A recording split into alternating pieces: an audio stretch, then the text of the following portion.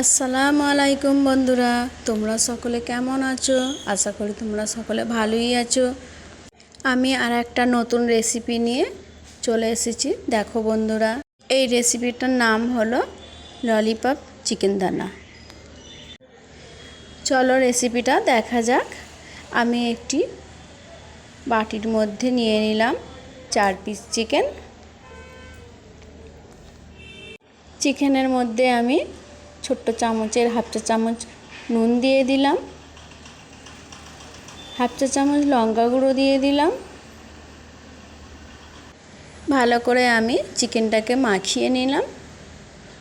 এভাবে মাখিয়ে নিতে হবে। তারপরে আমি হাফ চা চামচ আদা বাটা দিয়ে দিলাম, দিয়ে আদা বাটাটাকেও মাখিয়ে নিলাম। এবারে আমি লেবুর রসটা দিয়ে দিলাম, পাতি লেবুর রস। তারপরে আমি 1 চা চামচ কর্নফ্লাওয়ার নিয়ে নিলাম। কর্নফ্লাওয়ারটা দিয়ে ভালো করে আমি আবার মেখে নিলাম। যত ভালো করে মাখবে ততই টেস্টি হবে, ততই ভালো লাগবে খেতে।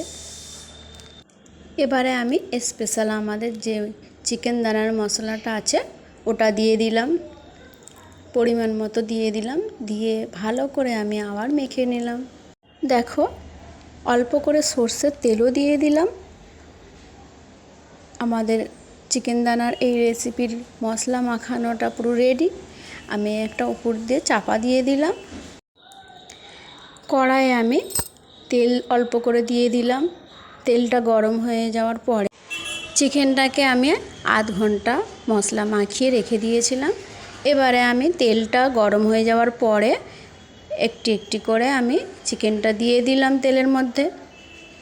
এভাবে দিয়ে দিতে হবে। দেখো বন্ধুরা, চিকেনটার একদিকে ভাজা হয়ে গেছে।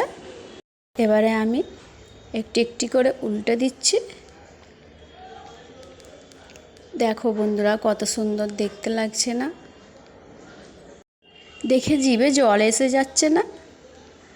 এবারে আমার চিকেনগুলো ভাজা হয়ে গেছে।